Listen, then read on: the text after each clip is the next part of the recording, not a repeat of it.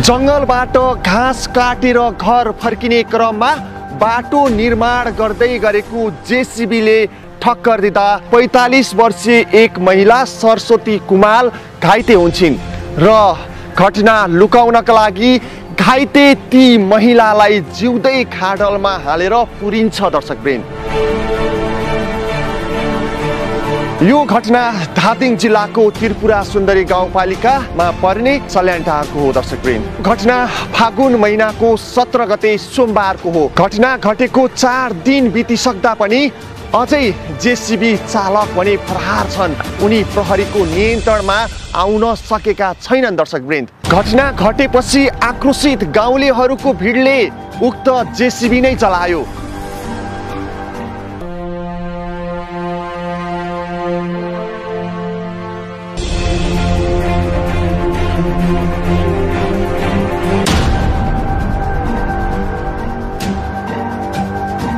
र 4 दिनदेखि गाउँलेहरूको भिड यति बेला इलाका प्रहरी कार्यालय धादिङको सल्यानटार अगाडि देख्न सकिन्छ। दर्शकवृन्द, घटना घटेको 4 दिन बितिसक्दा पनि पीडितले न्याय नपाएको गुनासो गर्दै गाउँले सर्वसाधारणहरूले यति बेला प्रहरी प्रशासन घेराउ गरिरहेका छन्। दर्शकवृन्द, यो घटनाले कुन मोड लिँदैछ? प्रहरी अनुसन्धान कहाँ पुगिरहेको छ? कहिले ती जेसीबी चालकलाई प्रहरीले आफ्नो नियन्त्रणमा लिन्छ त? यसै घटनाको विषयवस्तुमा रहेर धादिङ जिल्ला प्रहरी प्रमुख एसपी महेन्द्र खड्का के भन्छन्? महेन्द्र खड्कासँग गरिएका विशेष कुराकानीहरू अबको पालोमा राख्दैछु।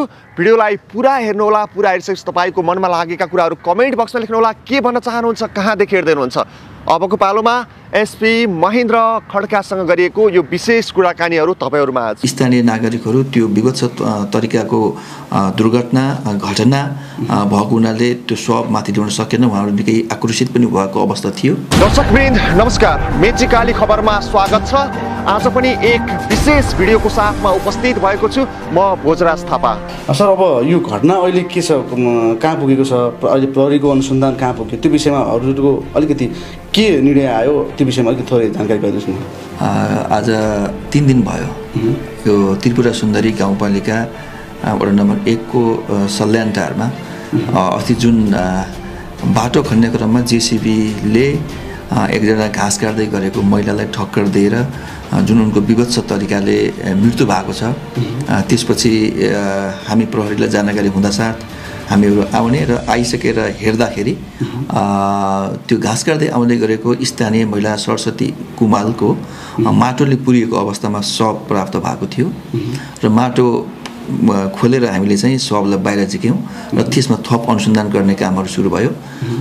तर अस्तिको घटनामा अब स्थानीय नागरिकहरू त्यो विगत तरिकाको दुर्घटना घटना भएको हुनाले त्यो सबमाथि ल्याउन सकेन। उहाँहरू निकै आक्रोशित पनि भएको अवस्था थियो।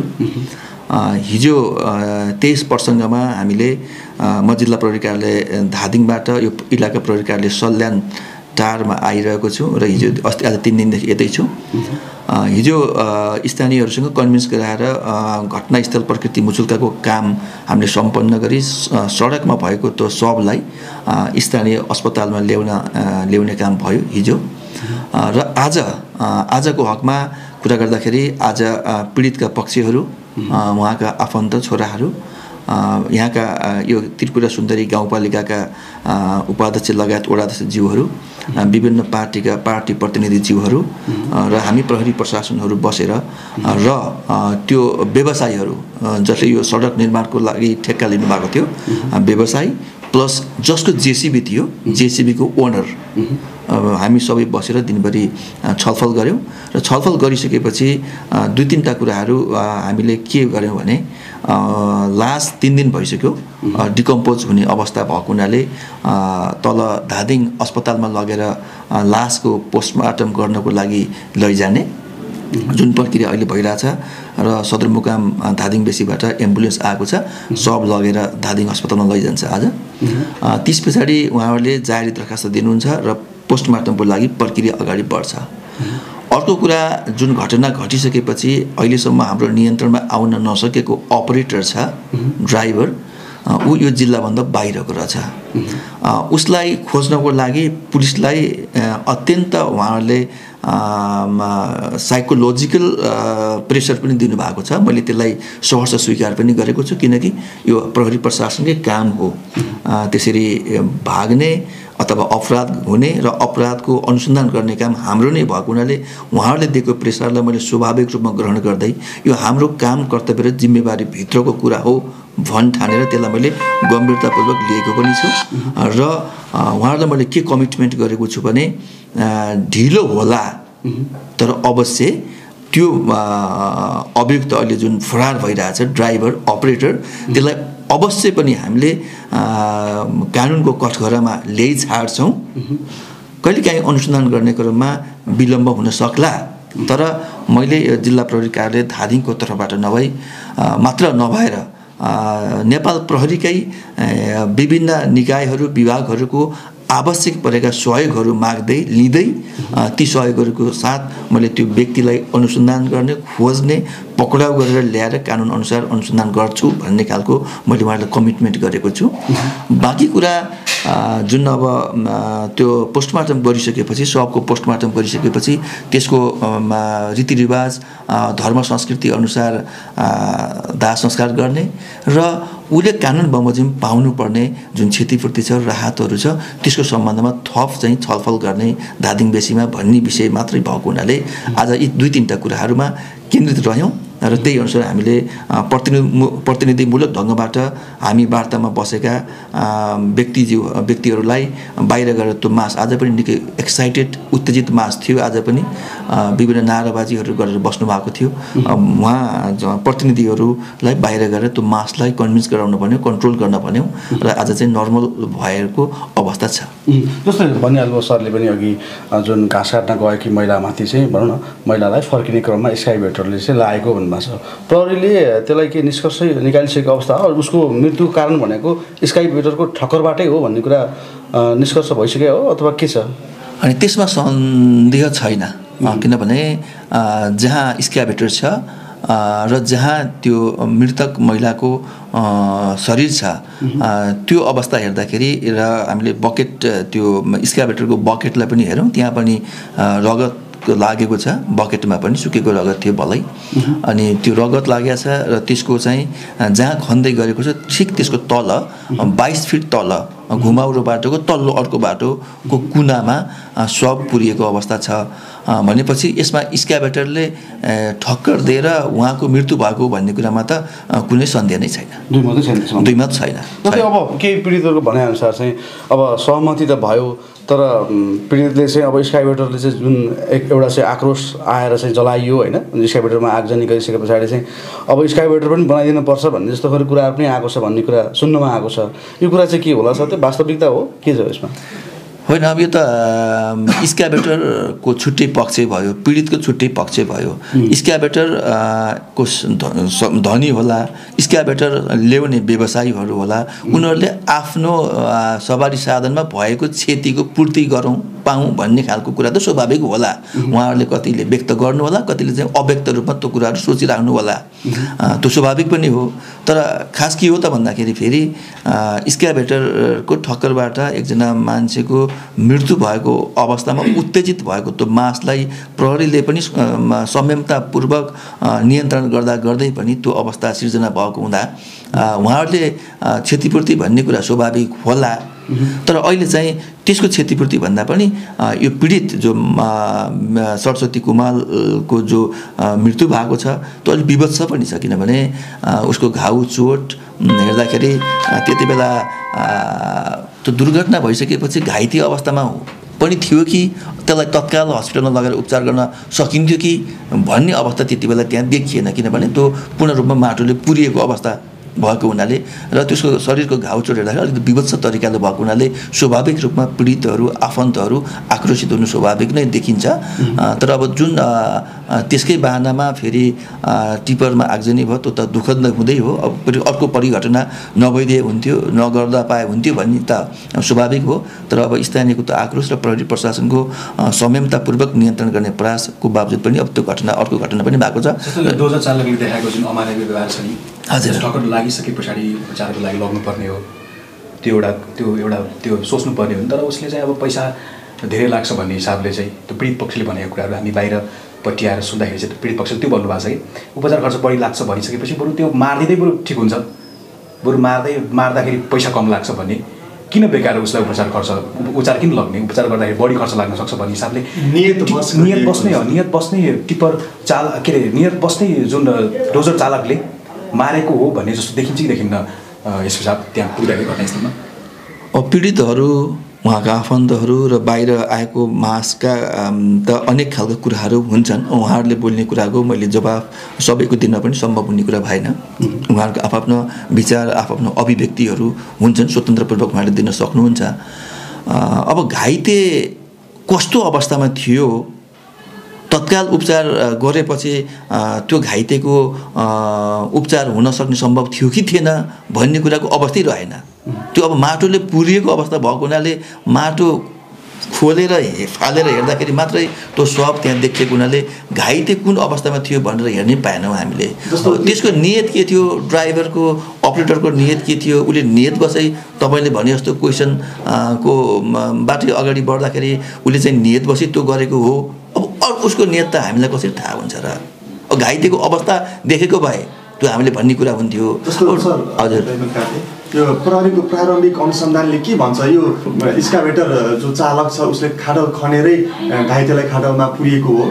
खाडल खनेको भन्दा पनि यस्तो, अब घाइते शरीरभरि टाउकोमा, शरीरका विभिन्न भागमा, अब त्यहाँ शरीरको विभिन्न भागमा टाउकोमा ढुङ्गाले थिचिएको अवस्थामा छ। अब त्यो खाल्डो भनेको त माथिल्लो बाटोमा काम गर्दैछ, तल्लो बाटो 22 फिट तल्लो, अर्को तल्लो बाटो, त्यसको चाहिँ नालीको कुनामा खाल्डो खनेको भन्दा पनि माटोले पूर्ण रूपमा पुरिएको अवस्था छ। त्यो माटोले आफै त पुरिएन होइन, त्यो त माटो त एक्सकाभेटर त माथि छ नि त, उपल्लो बाटोमा छ। उसले नियत वस्तु माटो फालेर पुर्यो अथवा नदेखेर पुर्यो अथवा उसको नियत के थियो भन्ने सम्बन्धमा त अब अपरेटर अहिले हाम्रो सम्पर्कमा नभएको हुनाले उसलाई चाहिँ अब अनुसन्धानमा आएपछि आउला कुरा काटिए अरे। जस्तो कि जस्तो मृतकले दाउरा के घाँस लिनको लागि जानुभएको थियो, फर्किँदै गर्दाखेरि घटना घटेको थियो र मृतकको जुन डोको, त्यो जुन नाम्लोहरू छ नि, त्यो सबै चिजहरू त्यो मृतककै शरीर जहाँ गाडिएको छ त्यहीँ छ अरे सबै कुराहरू। त्यो पीडित पक्षले भनेको छ। यदि तपाईँको ठक्कर लागेको भए ठक्कर लागेर घाँस एकातिर हुन सक्थ्यो, डोको एकातिर हुन सक्थ्यो, तर एकै ठाउँमा त्यो कसरी पुग्यो त्यहाँ पनि एउटा अनुसन्धान, तपाईँहरूको अनुसन्धानले त्यतातिर पनि त केही त्यो त होइन। अहिले यसो सर्वप्रारम्भिक अवस्थामा घटनास्थललाई हेर्दा, अवलोकन गर्दा के देखिन्छ भने जुन बाटोमा एक्सकाभेटरले काम गर्दैछ त्यो डिलबाट एक्सकाभेटरले काम गर्ने क्रममा उसको बकेटले त्यो मैलालाई लागेको हुनुपर्छ। बकेटले लाग्यो किनभने बकेटमा त रगत छ, त्यहाँ लाग्यो, ठक्कर दिइसकेपछि त्यो मैला चाहिँ तल्लो खोल्सामा लड्नुभयो। लडिसकेपछि त्यति बेला उहाँको अवस्था के थियो उसले जान्दछ, अपरेटरले, किनभने हामीले त्यो अवस्था देखेनौँ, त्यो अवस्था देख्न पाइएन। र तल लडिसके पछाडि उसले अब नियतवश गरेको हो भने त्यहाँ माटो हालेको हुनसक्छ, अथवा अन्जानमा त्यो उसले चाहिँ नदेखिकन गरेको हो भने पनि उसले चाहिँ ठक्कर दिएर तल गएको अवस्थामा काम गर्दै गयो, ढुङ्गाले थिच्दै र माटोले पुर्दै गयो। अब यो अब नियतका कुराहरू र तत्काल घटनास्थलमा नभएको नदेखिएको कुरामा अब यसै हो भनेर हामीले एउटा अनुमानको भरमा भन्न सक्ने कुरा भएन। स्पष्ट रूपमा देखिएको र भएको के हो भने माथिल्लो डिलमा छेउमा हिँड्दाखेरि ठक्कर लाग्यो, तल लड्नुभयो, त्यसपछि पनि निरन्तर रूपमा ढुङ्गा र माटो उहाँमाथि जाने क्रम रह्यो, त्यसपछि उहाँ पुरिनुभयो। यो चाहिँ स्पष्ट छ। जस्तै अब अपरेटर चाहिँ नियन्त्रण नहुनेसम्म चाहिँ अथवा क्षतिपूर्ति चाहिँ व्यवस्था नहुनेसम्म लास नबज्ने भन्ने पनि कुराहरू आएको छ। अब यो चाहिँ के हो, सहमति भएको यो विषयमा छ अथवा छैन कि? होइन, अहिले म अघि भनिहालेँ पोस्टमार्टमको लागि लगिया छ। अब अपरेटरको लागि मैले उहाँहरूलाई एउटा कमिटमेन्ट के गरेको छु भने यथासम्भव छिटो सग्लो प्रहरी प्रशासन यहाँको र आवश्यकता अनुसार मैले चाहिँ अन्य विभाग हेडक्वार्टर मेरो तालुक कार्यालयहरूको पनि सहयोग प्राविधिक सहयोग लिँदै खोज्ने कुरामा कन्जुसाइ पटक्कै गर्दिनँ। यसलाई बडो गम्भीरतापूर्वक मैले लिएको छु भनेर मैले उहाँहरूसँग कमिटमेन्ट गरेको छु। बाँकी क्षतिपूर्ति र अन्य राहतको कुराहरूमा आज केही कुरा भएको छैन। पहिलो हामी चाहिँ त्यो लास डिकम्पोज हुने अवस्थामा भएको हुनाले पोस्टमार्टम तुरुन्त गर्नुपर्छ भन्ने पक्ष छौँ।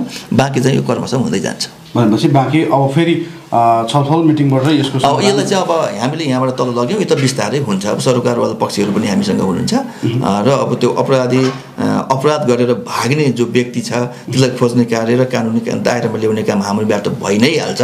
म एकदम उहाँ पीडितहरू र आफन्तहरूलाई त्यो एसुरेन्स पनि गर्न चाहन्छु र बाँकी कुरा त अब क्रमशः अगाडि बढ्छ।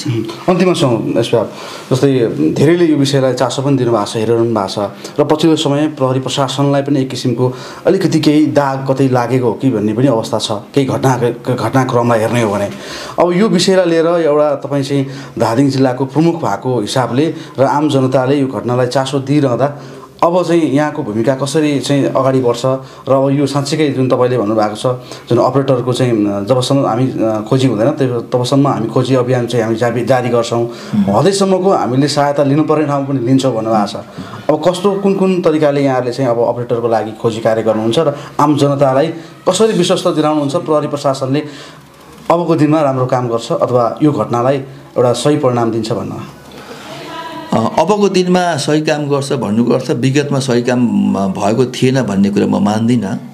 एकाध घटना र एकाध व्यक्तिहरू प्रहरी कर्मचारीहरूबाट कहीँ कतै कुनै कमी कमजोरी हुन सक्ला भएको होला, त्यसलाई चाहिँ अन्यथा मैले लिन मिल्दैन। किन यति ठुलो सङ्गठनमा धेरै प्रकृतिका प्रहरी कर्मचारीहरू छन् र धेरै प्रकारका घटना दुर्घटनाहरू पनि भएको हुनाले सबैलाई सोधोटोलो एक ठाउँमा हेर्नुपर्छ भन्ने मैले मान्यता राख्दिनँ। तर यो केसमा मैले गम्भीर रूपमा लिएको छु र गम्भीरताका साथ मैले आफै आज 3 दिन लगातार जिल्ला प्रहरी प्रमुखको हैसियतमा भएको नाताले म आफै आएर यसमा निरन्तर रूपमा लागेको छु, उहाँहरूसँग डायलग गरेको छु, मेरो अनुसन्धानको कामहरू अगाडि बढाएको छु। अनुसन्धान गर्ने क्रममा मैले चाहिँ म्यानुअली हाम्रा प्रहरी कर्मचारीहरू परिचालन गर्नेदेखि लिएर प्रविधिको सहयोग लिने कुराहरूमा पनि मैले चाहिँ त्यो प्रयोग गरेको छु र ढिलो चाँडो अवश्य पनि त्यो अपरेटर जो फरार छ ऊ कानुनको दायरामा आउँछ भन्ने कुरा मैले उहाँका पीडित र आफन्तहरूलाई चाहिँ मैले यो एक्सपिरियन्स गर्न चाहन्छु। हुन्छ, थ्याङ्क यू। हस्, तपाईँहरूले समय दिनुभयो र मेरो कुराहरू राख्ने मौका पनि दिनुभयो, त्यसको लागि तपाईँहरू सबै इन्टायर टिमलाई थ्याङ्क यू भेरी मच।